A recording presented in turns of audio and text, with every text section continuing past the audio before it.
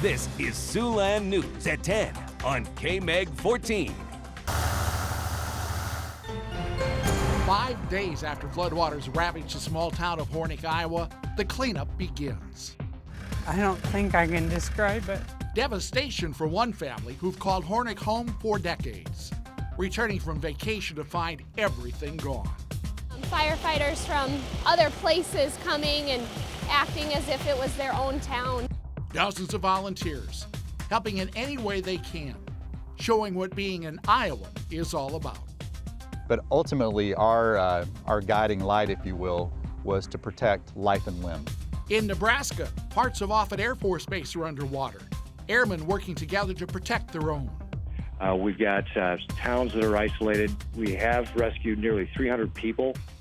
The rescues continue as Governor Pete Ricketts sounds the alarm to get Nebraskans the help they need. And in Iowa, nearly half of the state is under an emergency declaration as floodwaters move from northwest Iowa to southwest Iowa. Thanks for joining us. I'm Yatska Wawran. And I'm Larry Wentz. Cleanup efforts are now underway in the Woodbury County town hit hardest by the flooding.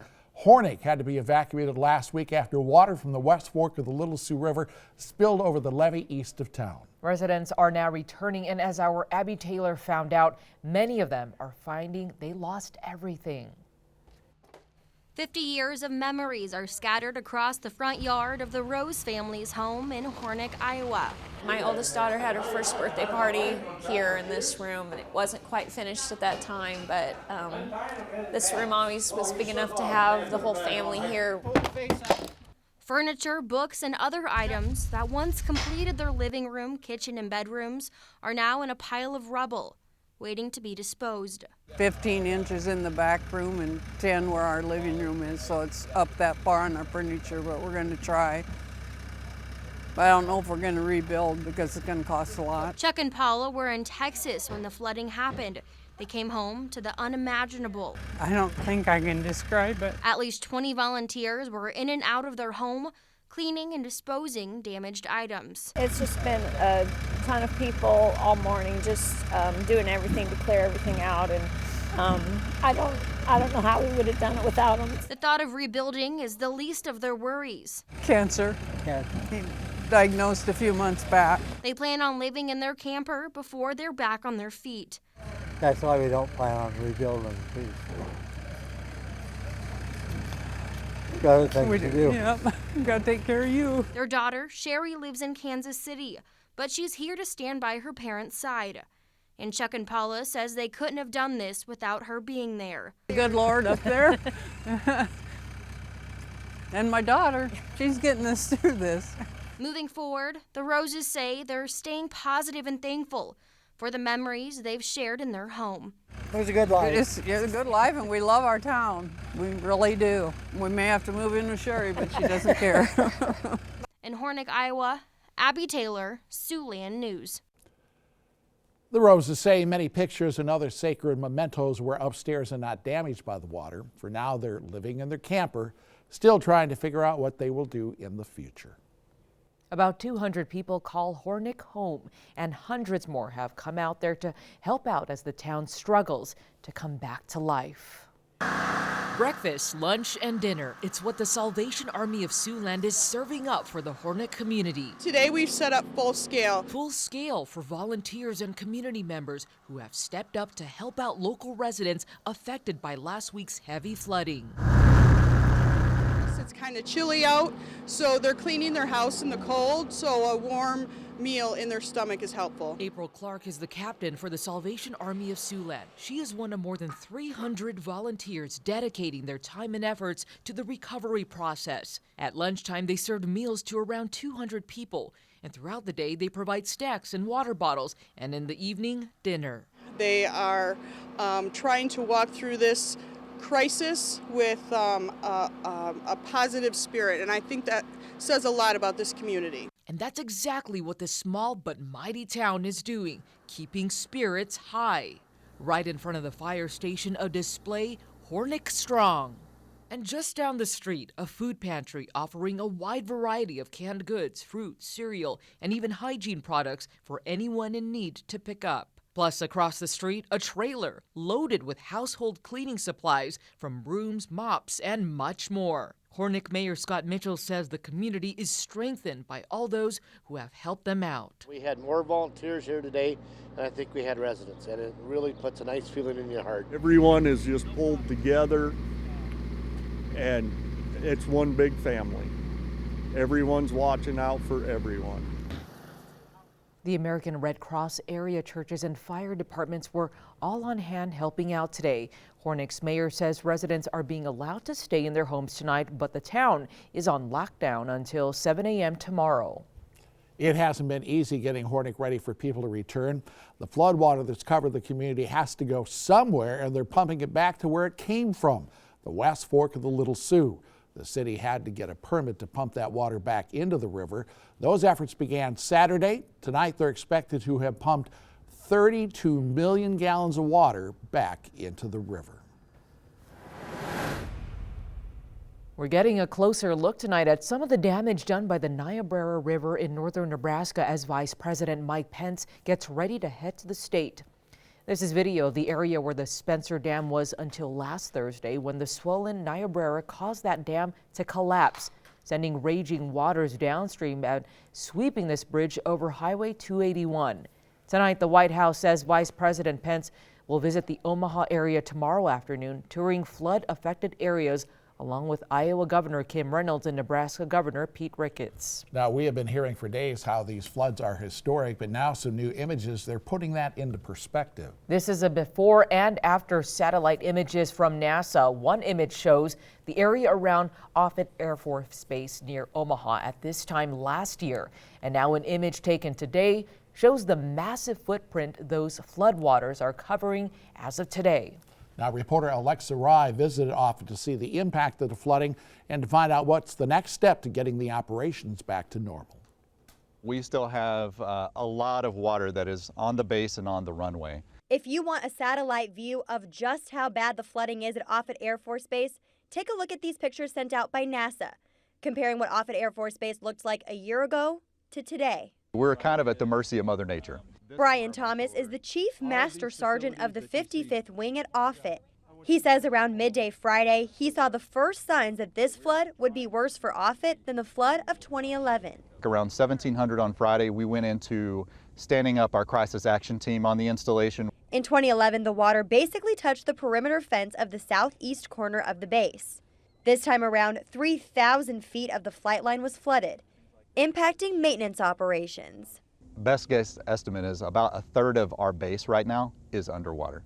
In a 24-hour period, over 400 tons of sand filled over 200,000 sandbags, and 5 aircrafts, operational vehicles, and weapon systems were moved to higher ground. But ultimately, our guiding light, if you will, was to protect life and limb. Chief Master Sergeant Thomas says they were fortunate the majority of the flooding impacted the areas where people don't live. We have a proud history here at Offutt Air Force Base of overcoming difficult challenges. And so no challenge has ever proven to be more difficult than we could handle on this installation. All aircraft that could fly were flown to other bases around the U.S. It's hoped they'll be able to clean and inspect the impacted areas and buildings in 3 to 4 days.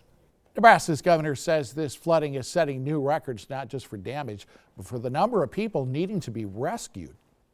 What you're seeing is so many people are being displaced. We've got towns that are isolated. We have rescued nearly 300 people.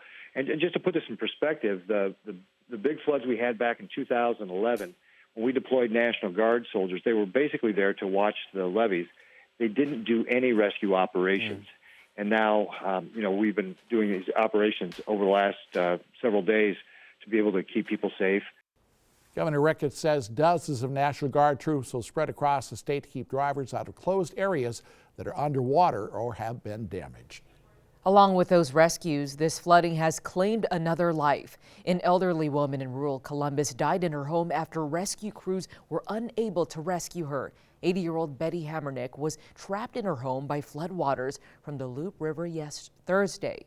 After initial rescue attempts failed, the Nebraska National Guard tried an air rescue Friday only to discover she had died. A dive team recovered her body Saturday, and she is the third confirmed death in Nebraska from flooding. A man from Norfolk and a man from Spencer remain missing. I'm going to throw some numbers at you now, but if you live along a river, you know what these numbers mean, and you know how these could potentially save your life, so that you're up to date on exactly what's happening where you are. If you're along the Big Sioux in Sioux City, 34.38 is where it stands right now. Flood stage is 32. It'll fall below flood stage tonight as a minor flood. Along the Little Sioux at Cherokee, 24.06. Flood stage at 17. It's 7 feet above flood stage right now, but it will fall a little bit to 23.6 tonight. Still a major flood there. The Vermilion at 23.19 is still about 2 feet above flood stage, but it will fall below flood stage, but not until Thursday as a minor flood. Now the Missouri at South Sioux, we've been watching that very carefully, 26.22, flood stage at 30, so it's about 3.5 feet below flood stage right now. It's going to fall down to 23 tomorrow, so minor flooding there now, but it will get better. The Little Sioux at Spencer, 14.74. Flood stage is 10 feet, so it's above flood stage, and it will rise to 15.2 on Saturday. That's a moderate flood there. Little Sioux at Milford, Iowa, 17.66. It's about 5 feet above flood stage. It'll actually rise to 18.6 on Friday as a major flood. I want you to understand that a lot of these rivers have crested, but they're still above flood stage, and not all of them are going to be going down. Some of them are actually going to be going up depending on what's happening upstream. So we're not completely out of the woods by any stretch of the imagination. Now, I do have 2 rain chances in my forecast coming up. I'll let you know when we'll see that, what kind of an impact we might see in just a few minutes. All right, thanks, John. Still to come tonight, another big box retailer's going bust and closing more stores in Siouxland. But first, a missing persons case in South Dakota ends in tragedy and murder charges after a discovery this weekend in Michigan. More on that case when Siouxland News at 10 returns. The search for a missing Yankton woman has ended after a body was found in Michigan, and a Yankton man has been arrested in Sioux Falls for her murder.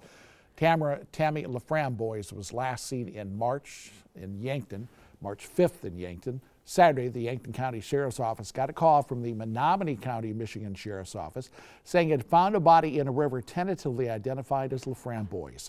45-year-old Stephen Falkenberg of Yankton has now been charged with second-degree murder in the case. He was arrested this afternoon in Sioux Falls and was sent to Yankton.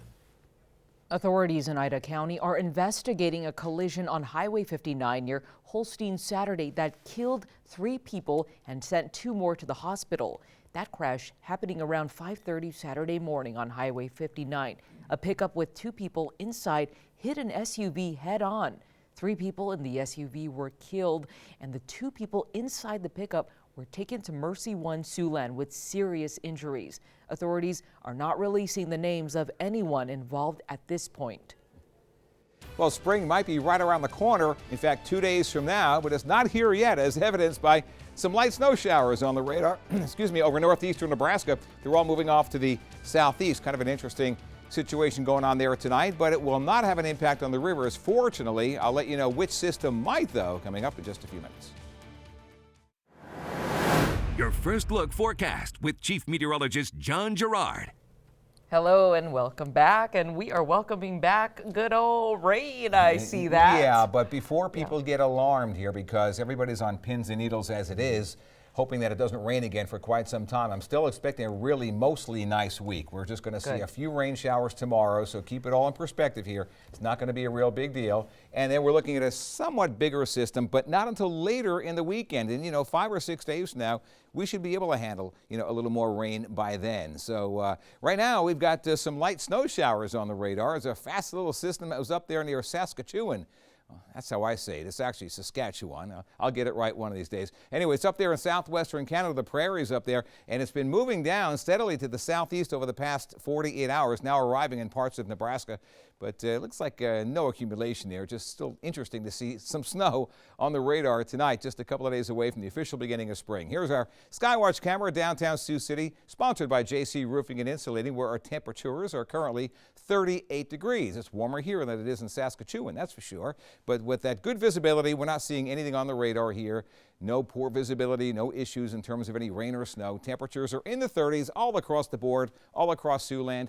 Near or just below or a little bit above freezing, depending on where you happen to be right now. That's the worst that we can say about the weather. Then we're going to count our blessings, right? We've got a little bit of cloud cover rolling through tonight, but it looks like the thicker cloud cover where the light snow showers are occurring are back out here across central and eastern Nebraska. That's what rolled out of Wyoming yesterday, and the day before that it was up there in southwestern Canada. The system I'm watching that has a little more intrigue to it and a little more strength too is this one out here over the eastern Pacific Ocean. It is still a long way away, but in the days of satellite technology now, nothing sneaks by us. We're going to keep our eyes on that for the possibility of rain. So the overall rainfall total by two of our more reliable computer models, the system tomorrow and then the system Sunday and Monday, all totaled, according to the European model, is about 1/3 of an inch. We can manage that.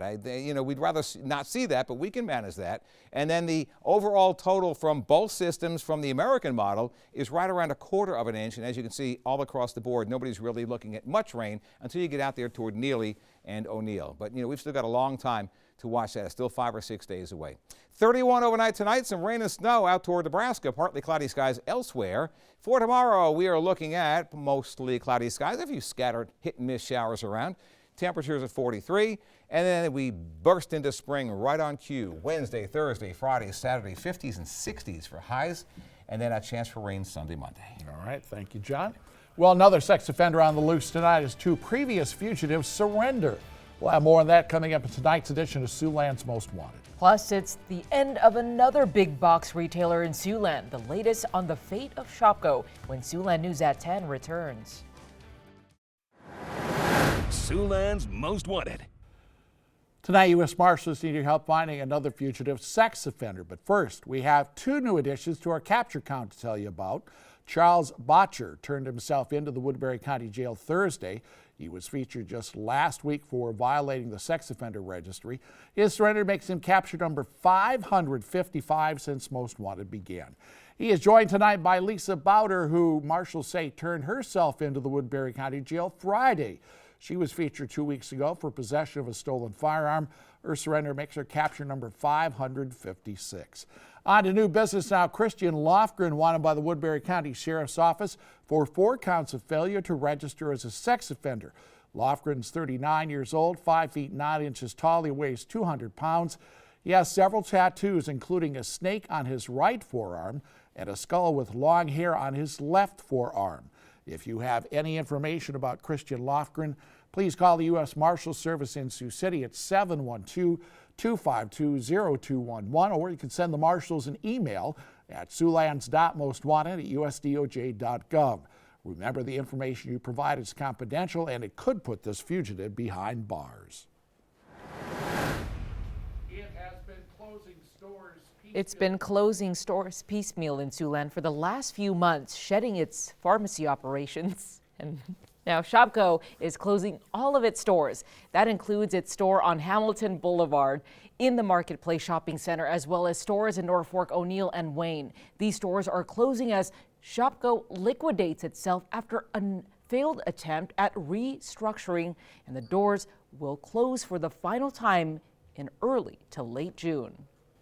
Larry, you want to take this one too? Well, when we return with sports, women's basketball teams across the country are celebrating tonight after clinching berths in the NCAA tournament. Certainly no exception in Iowa and South Dakota. The Coyotes are in the field of 64 for the first time since 2014. We've got reaction from this historic USD squad. The Coyotes are hitting the road, but both the Hawkeyes and Cyclones will be hosting first and second round tournament games in the Hawkeye State. Big opportunity for a couple of deep tournament runs for the Hawks and Cyclones. We've got that and more next in sports. Sports with Owen Sebring. For the first time since 2014 and just the second time since moving up to Division I, the South Dakota women's basketball team is going dancing at the NCAA tournament. The Coyotes learning their fate this afternoon during the NCAA selection show watch party up at the old lumber company in Vermilion.